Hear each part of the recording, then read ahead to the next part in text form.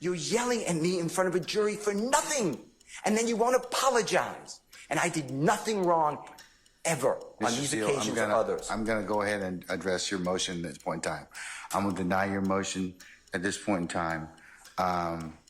In his recently filed motion for fair trial, attorney Brian Steele takes issue with the handling of the case by Chief Judge Earl Glanville.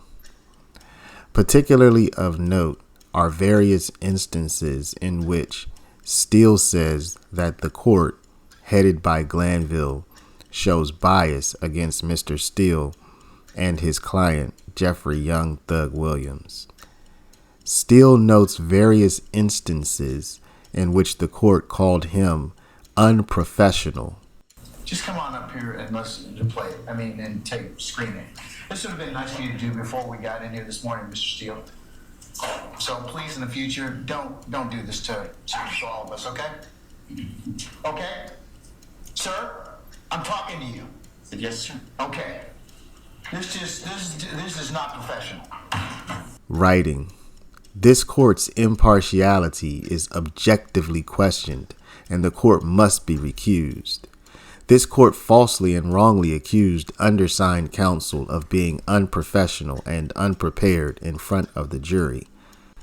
Steele cites various such instances. For example, the following situation in which Glanville again calls Steele unprepared. I may have, I may not, but you're going to tell me to let you know. So I will be.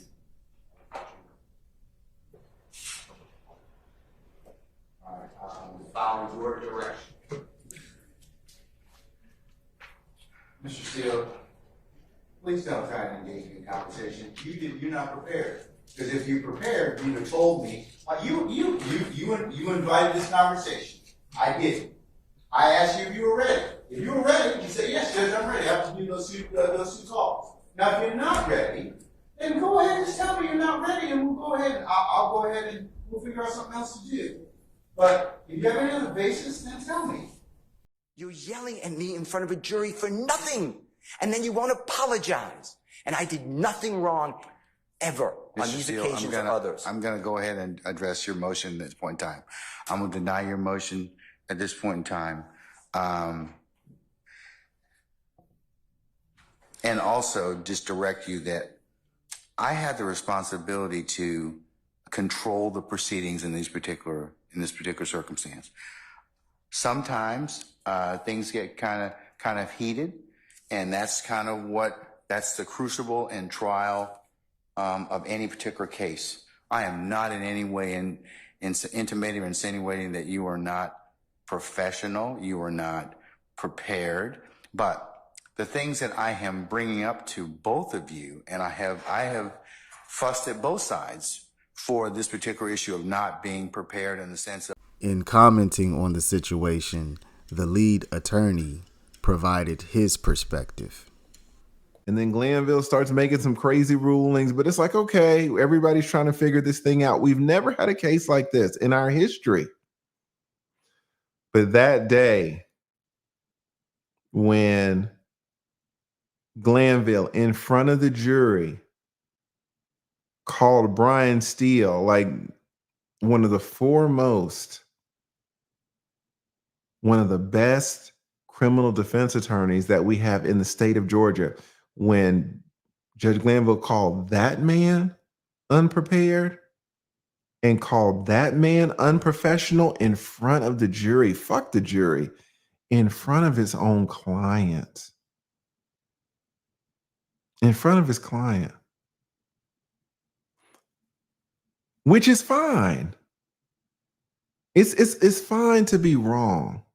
I don't have a problem with the judge saying that. Where I was done with this judge was when Brian Steele explained how he was right, how Brian Steele was right, how Lady Love was wrong. And the judge refused to apologize to him in private or in public. He should have apologized to him in front of the jury. Yeah. And he refused to. He just said, oh, well, you know, it's trial and things get tense and tempers get heated. Like, let's keep going. Steele continues.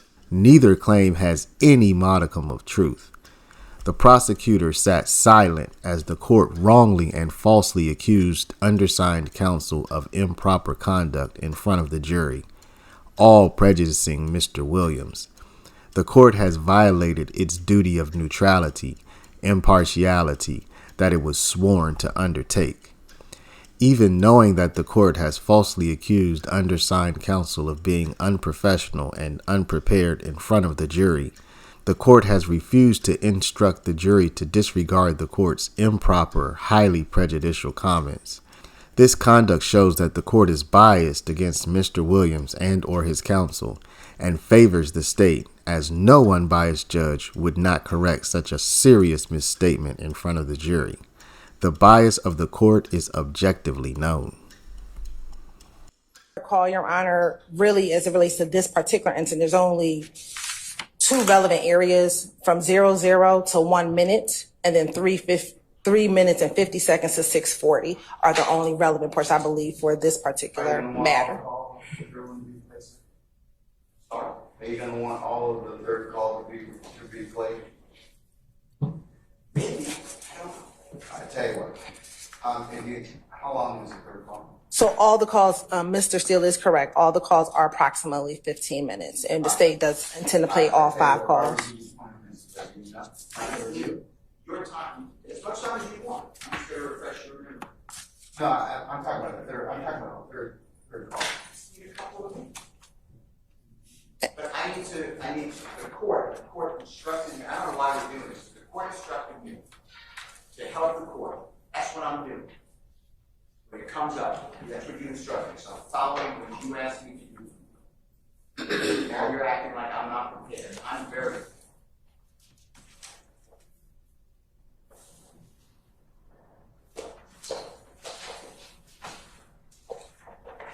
All right, I tell you what.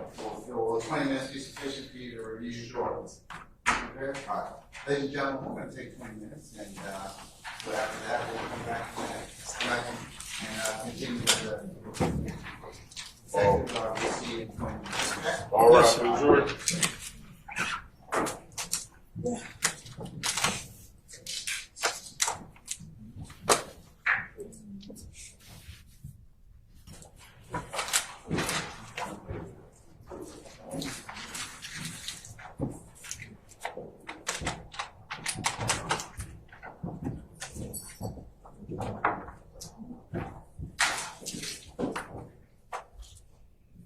All right, ladies and gentlemen, please be seated. Your technical proceeding 20 minutes, okay? Yes, sir. Hey, Your Honor. Do I need to listen to the call? You don't. Adjourn is great. When we come back, we'll just want to know a decision about the transcript, because we do have a transcript for the first call, and that was the one we gave to them yesterday. So just a decision about. Well, I thought you were going to take more time for that because. They have not looked at it. Okay, never mind. Thank you, Your Honor. All right, okay. We're in recess about 20 I minutes. have a motion. I have a motion. In regards to what, sir? Your comments. I have a motion. Okay, what's your motion?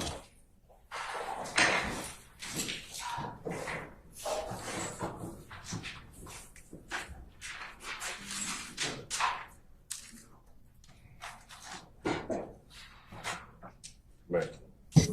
This is the second time that this honorable court in front of the jury has addressed me inappropriately and wrongly.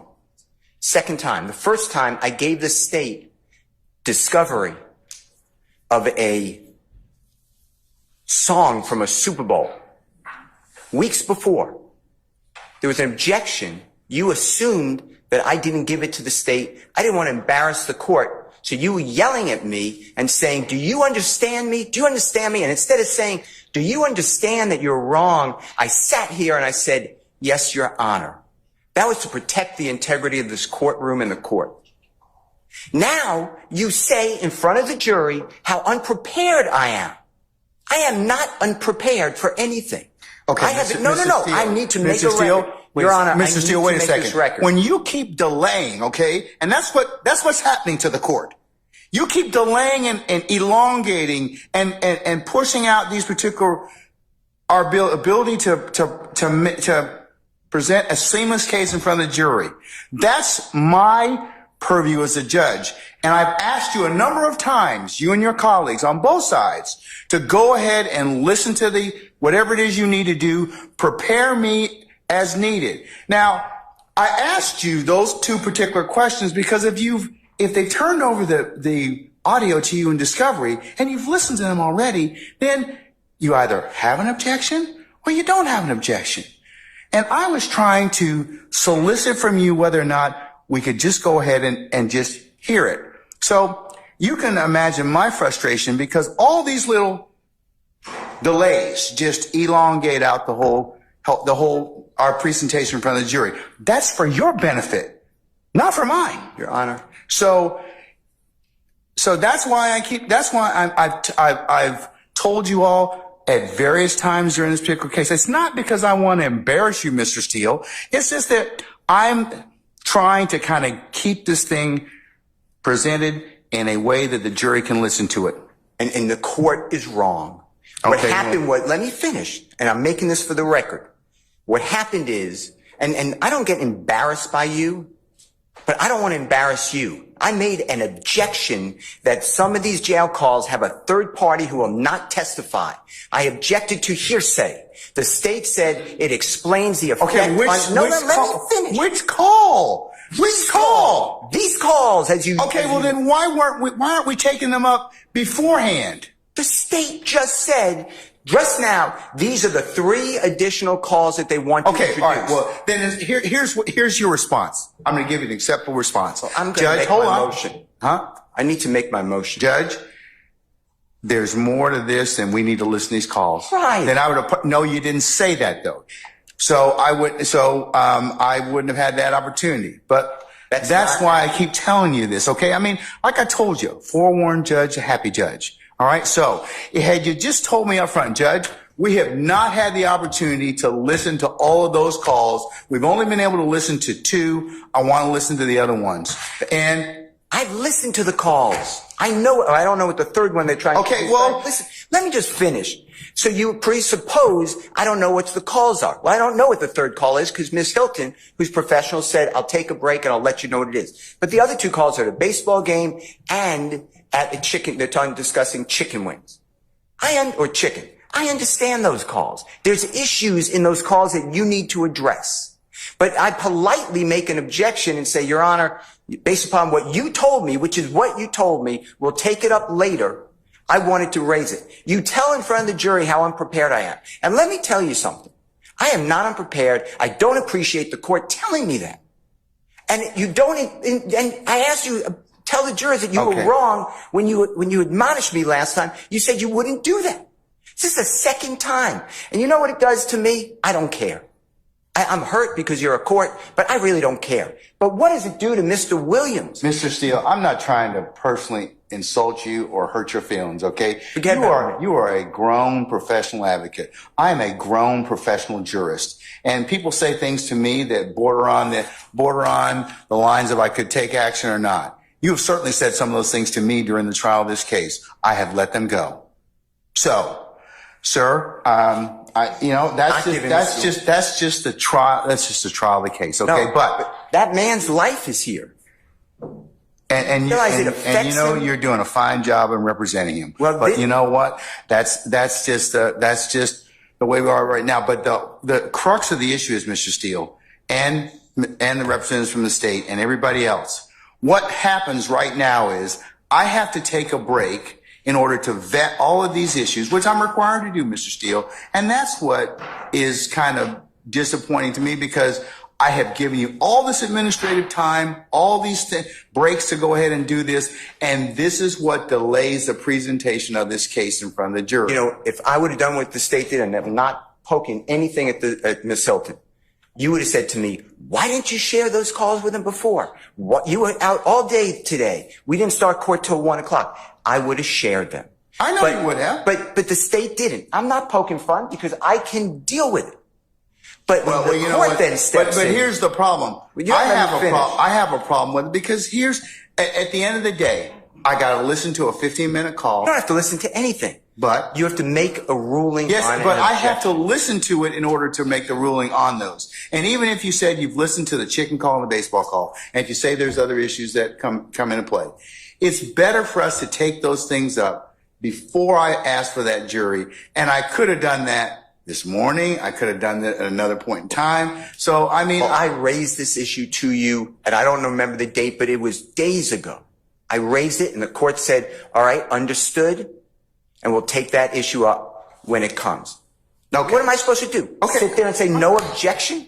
no, Exactly right. not at all. Not I said, at all. Judge, it's an issue Not we at need all. to take up. Not at all. And in addition to that, today alone, and this happens, today alone, the state introduced 2 exhibits. I've never been given them before, ever. You know what I did? No problem. No problem. Because I think that's professional. One was a Google map. It needs to be clarified for the record that it was not done on September 11, 2013. And then a map with little dots with 0.4 miles I've never seen before. But I didn't do anything, Your Honor. I want to move the case. But when the court, it gives me no pleasure in saying this. I believe that this honorable court is biased against Mr. Williams and or his counsel. And I ask you to consider recusing yourself, or don't do this again to me. This is inappropriate to me. I respect you, but what am I supposed to do? Sit there while you do this? I didn't do anything wrong. I did exactly what you teach me to do and the courts teach me to do. All right. But instead, no, I got to finish this.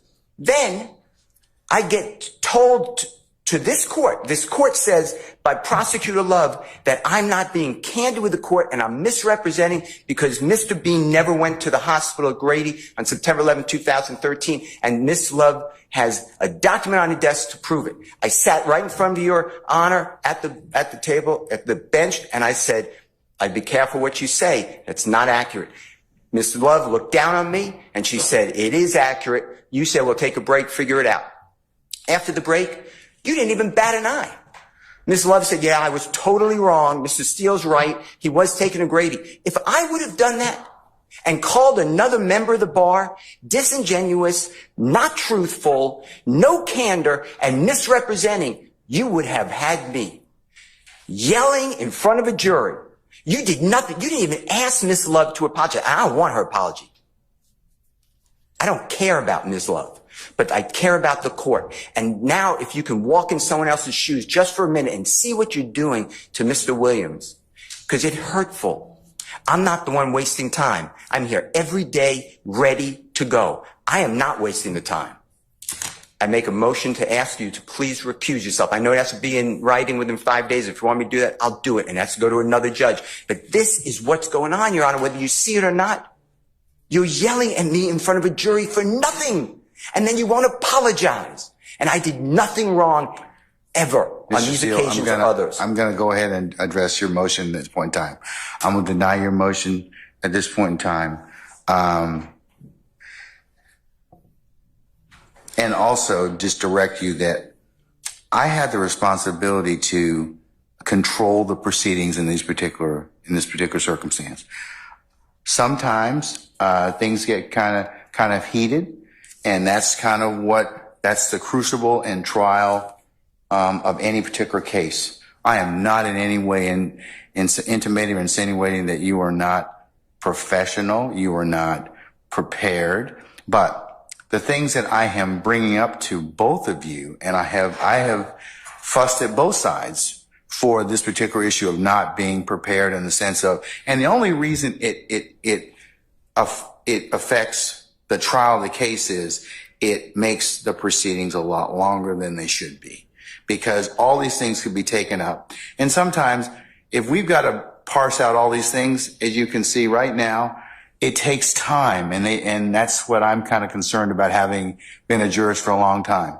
So, I understand that you're a zealous advocate. You in no way offend me by raising any type of motion. I think I think that you and the others here are representing your clients well, but sir, I have to be able to control these proceedings. And you at times in these proceedings have not listened to what the courts told you, and I certainly could have explored other options. I didn't. So, I'll tell you that much for what it's worth. You allowed a member of the bar yesterday ask a witness who constantly is committing respectfully, potentially perjury. Did Mr. Steele shut off and turn on the recording? I never did that. I wouldn't do that, and I didn't do that. Okay, and but sir, I would have said that question to about another member of the bar, prosecution. You would have come over the bench and said, "How dare you?" I sat there and I said, "Outrageous." You denied the motion. I think 3 other people made motions to strike or to object. You denied it. Judge, I'm just telling you the appearance, if not the reality, is not good here. I'm being... What, to who? To Mr. Williams. Okay, but... Maybe to the others. Maybe you're his advocate, okay? And that separate issue of whether or not you did what you did, the state accused you of that, they have the right to at least inquire about whether or not that happened. Now, whether or not it happened or not, I'm not making any comment on it, but it goes to bias, it goes to motives to misrepresent. But never happened. No good okay, faith. but I'm not commenting on that. That's for the jury that's for the jury to decide. I asked a question about a missing recording that I wasn't given of a statement made by Mr. Bean. And you know what you told me? And I keep telling you. Know what you told me? You said, does the state have it? They said no. You said, nothing I can do. I tried to cross on it. You sustained an objection. Because it doesn't exist at this point in time. Now, if it exists at some point, I told you I'd say it. 1, I tell you, I apologize to you. And then 2, I'll take corrective action against the party or the entity that failed to give you that particular statement. But the point is, everyone knows he spoke to the detective beforehand. No, we don't. That's He the whole thing said about it. it. You believe it. You honestly believe it. And that's true. On September 17th, 2013, on recording, Mr. Bean tells that to Detective Quinn. How is that far-fetched? Why would he ever say that? I lied to the other detective. Why would he ever say that? I mean, logic has to come into this courtroom at times. But you stop me from doing it, but you allow another lawyer make up that I'm stopping and starting a recording. And he says, well, I don't recall. I don't remember anything. Here's the thing. That's why probably Miss Love asked me to put it under seal for the time being. But I mean, I'm not saying anything, but if true, that's a pretty serious accusation. If true, I'll die right now. How about that, Judge Glanville? Your Honor, I object to this. I don't care about her objection. I'm speaking with the Your court. Honor, I object. I'm I'd like to speaking level with an the court. objection. Okay. I'm speaking Let with him the finish, court. and then you can state your. My point is, if you don't see what's going on, it's because you're not viewing it out of the lens But of Mr. a juror. Mr. Steele, I can't do that. I have to be the referee. So the jury decides those particular issues of believability and credibility. Now, I'm not getting into the throes of war between you and the state. That's your business, and that is certainly nothing to do with a throw war. No, but I mean, it's your ability as an advocate. I told you before, that's your ability as an advocate. All right. What I'm saying is, you said in front of this jury, I was unprofessional. I am not unprofessional. You were wrong. I think at that particular point in time, given the totality of what happened, that's what the court's assessment was. Sir, I am. But it was wrong. It's a snippet in time. Mr. Steele, you're a very good attorney, but I'm a professional jurist, and you may not like some of the rulings that I make, and you may not like the way that the trial is going at a particular point in time. That's for all advocates. Miss Love and her colleagues, I've told them the same thing. But I think that, my job as the referee is to give you a fair trial. And that's what I'm going to do. Well, I hope that's true. But you just told the jury I'm unprepared. And I am prepared. I don't understand why you would say that. Both of you, and I'll level this against the state. Both of you, that's being unprepared, because that I have to then listen to this to rule on it. I understand, but I'm the only one that the jurors here, the court, take ire with. Ever. Without an apology, without Oh, telling the I've jurors- taken, I think I've taken Miss Love and Miss Hilton and her colleagues to task many times. No, I've heard you yell at them. I've taken them to task as well. I've heard you say to her, "Stop interrupting me. Answer Oh, my that's questions." taking them to But task. The jurors never heard that, ever. So, I asked for a continuing recusal motion, and I know it's not in writing, but I assume that you're ruling on it right now. That's what you're saying. Well, one, you got to put it in writing, but I mean, I'll rule on it at this point in time. I'm going to deny the motion, but you need to put it in writing if that's what you wish to do. And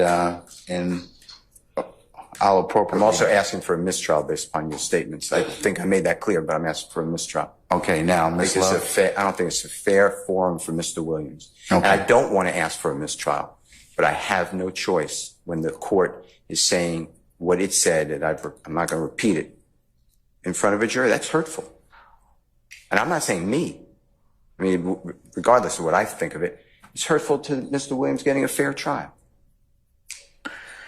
All right, Mr. Steele, in terms of what I've told you all already, we're still going through the, I've told you all, both sides have told you. So this just delays the trial. I mean, where I've got to rule upon other things. Well, I made this motion whenever I made it, and I raised it, and you said we'll get to it. Yeah, but it's timing.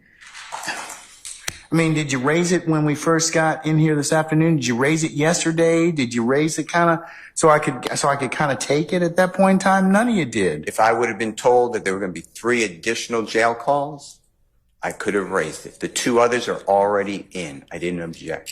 All right.